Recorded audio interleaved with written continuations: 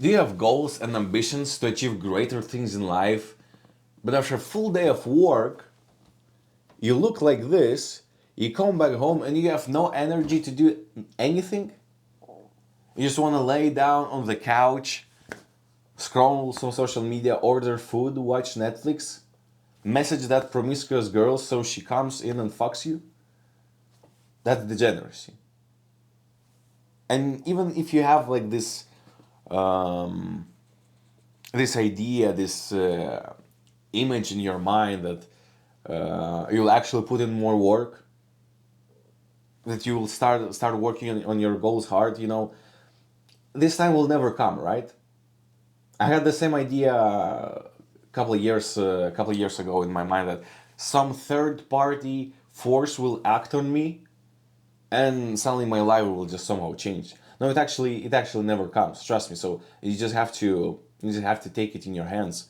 Um, Even though that was me, at the start of the year, now in my current job I work 60, 70 hours per week, and I have time to go to the gym 5 times per week and also work on YouTube additionally on that. And I also enjoy reading books, and I can't say that I'm burning out.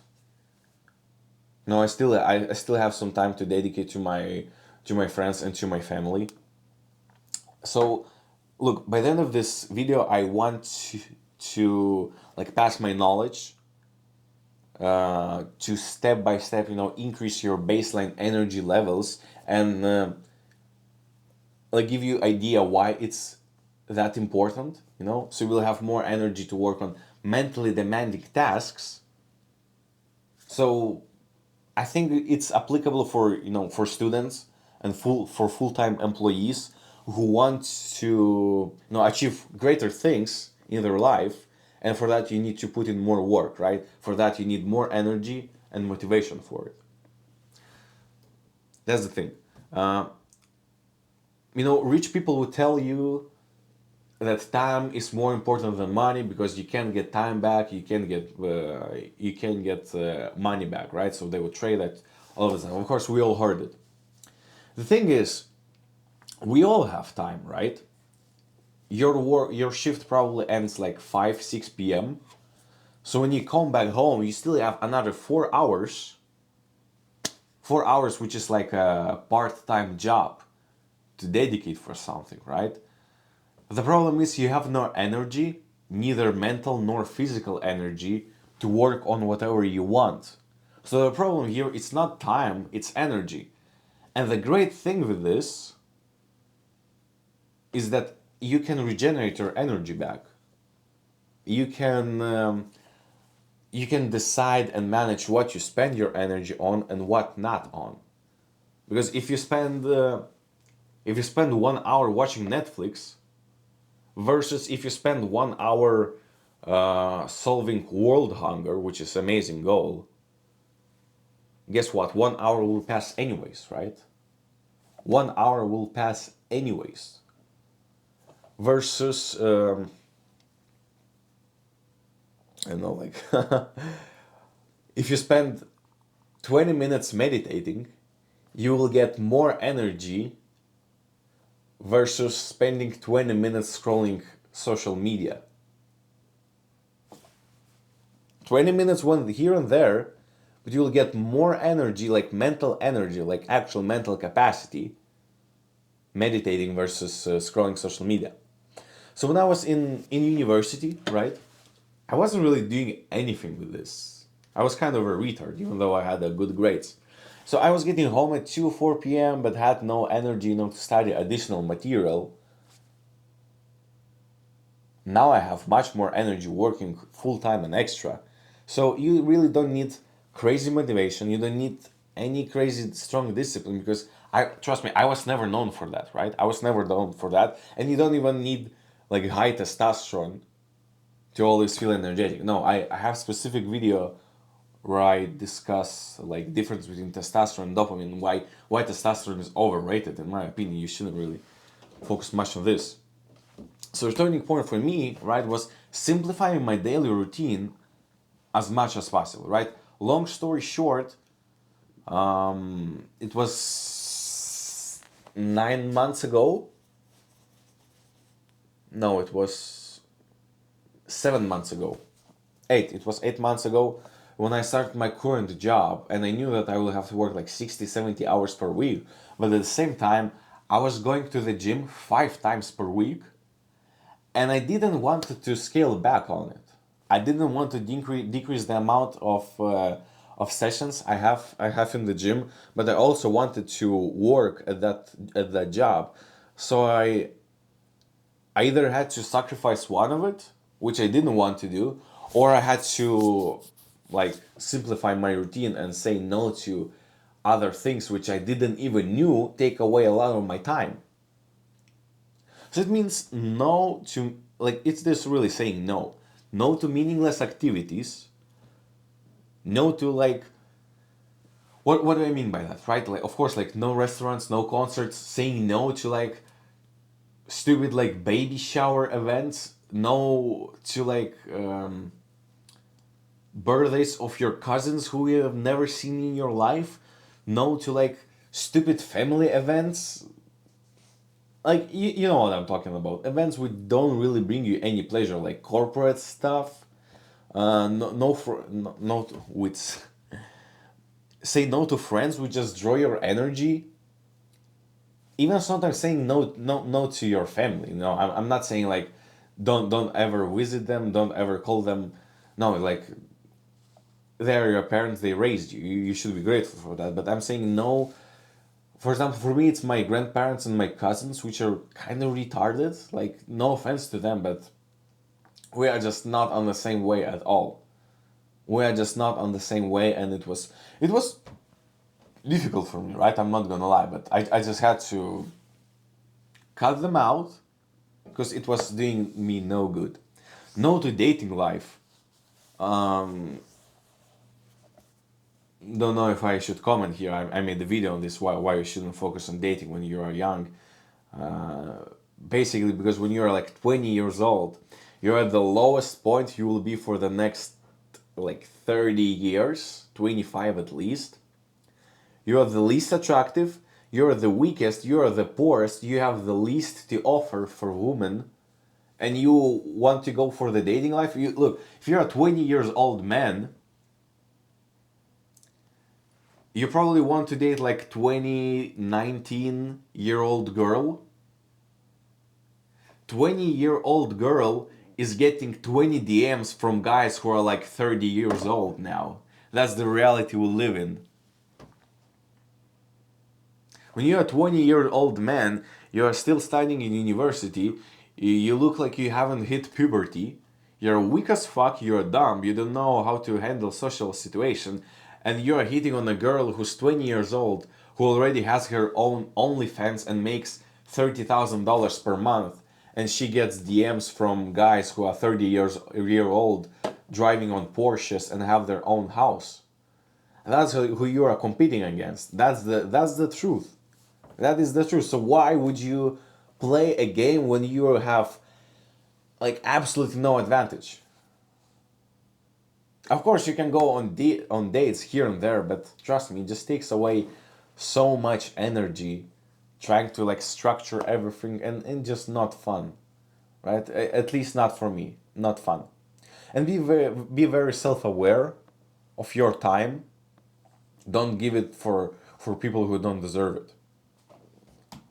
Because understand that your time and energy, it's not getting killed by one big event like helping your friends move, or helping your parents with house reconstruction. No, it's not getting killed by this. It's getting killed by a lot of small things, a lot of small events. There's such saying as death by 1,000 cuts.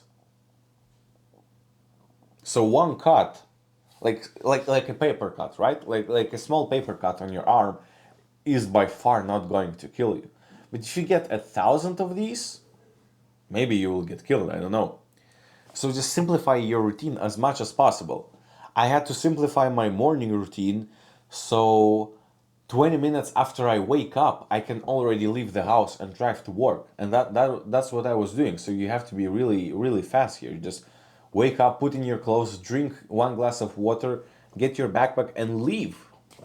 Don't do like like this really popular idea of like Andrew Huberman morning routine that you wake up, you go like 20 minutes in the cold shower, you hit the sauna, you stare at the sun, you walk towards the sun, you go on the lake, you swim to the other side of the lake, you start riding on a horse backwards to your home and study Bible or Quran for 30 minutes, and then you fly to like Colombia to get coffee beans and you drink coffee from that. No, please just simplify it as much as possible. Ideally would be if as soon as you wake up, you get the laptop underneath your bed and you start working immediately. The only thing I do in the morning is cold shower, but it takes me like 5 minutes at most. And don't overthink low value added decision. Look, as a man, society doesn't value by the way you look. Of course, don't look like a bum. I'm not saying dress like a bum, but don't overthink like selecting clothes, selecting what food to eat, selecting like how to plan your day. For the day, my idea, you need to have only one task, only one big goal. And if you have done this goal and nothing else, and you can say, yeah, that was a good day. That's the goal that you should have. Only one thing to do. So don't overthink these like small things. Don't use your phone. Of course, absolutely essential. Like currently, phone is designed in the way that it just bombards you. Look, my daily average like 39 minutes, and you see it was very dragged by Tuesday because I was using like Waze. I was using navigation, so you can't even really account for these 39 minutes. I think it's probably more like 25 minutes per day, and I don't even know where this 25 minutes go. I don't think I'm even using my phone that much. And try to push as further as possible the time when you first pick up the phone, like actively, right? When you actively do something. For me, it's 10 a.m. For me, it's 10 a.m. because that's when I've done like mostly demanding, mentally demanding stuff, and I can check my I can check my email. I can input like food into the food tracking app, even though I start eating at noon, but maybe I'll have like nothing. I will actually have nothing. Yeah, so just maybe check my email, and that's it. So try to push away as further as possible from the moment you wake up. At least, man, at least 2 hours. I think you can do 2 hours, right? And have a big goal that will be constantly on your mind, right? So something that you'll obsess with. Because having this goal won't really let you procrastinate. Now, it just has to be achievable and measurable. So don't put in your mind something like being the master of the universe. But for example, like getting rich so you can retire your parents, I think that's very purposeful. No, I'm having this on my mind, and it allows me not to procrastinate because the goal is like has a next level purpose for me, right? Nutrition is a big one. Really, what helps you is having like restricted eating window, even fasting for the whole 24 hours. I think it's amazing because you spend so much time on cooking the actual food, and even if you prep meal, you still have to reheat the food. You still have to eat the food itself. You have to wash after that. So having a restricted eating window really helps, and just staying the caffeine until your first meal. And when you do have first meal, try to have as little carbs as possible. So ideally it will be just protein, just fats, and maybe adding some vegetables, right? So for me, I will have in the morning lean meat and avocados, and just a little bit of potatoes. I mean, as little as possible, just because by accident they fall out from the same food container. That's it. Because after 16, 18 hours of having no food, your insulin sensitivity will be really high. And if you have a big meal or you have a meal with carbs, it will really crash your insulin sensitivity. It will crash your energy levels, and that's not what you want at all. Cold showers in the morning. This is like it's like optional, right? It helps. Cold showers. The fuck, cold showers. It's like optional stuff, right? I was skeptical on it because I heard about this concept for like 6 years, but I was never doing it because I thought that I will be more productive if I will just start work as soon as I wake up. But the amount of energy I feel for the next 3 hours after having a cold shower versus not having it, and it's just a thing of habit, and it takes me like 4 minutes, so that's why I do it, and I would recommend to try it. See how it goes for you. So the real key here is say no to events and situations that require your actual physical presence, and don't be afraid of missing out, because you're not missing out. You may think, oh, I'm missing. I'm 20 years old. I wanna like get drunk with some random people in a concert or in a festival and just drink and listen to some techno. You're not missing out. That's like just so stupid. So degenerate. After 20 years, when you look back at that period of you partying on festivals, you won't think that, oh, that was the time of my life. Oh, I was in my prime. I'm so glad I did this. No, it will never happen. It will never happen. Trust me. So don't be afraid of missing out, because you're not missing out. Have your own definition of fun. Things that you think bring you joy and fun, most of the time don't do that. Right? So have your own definition of what is fun for you.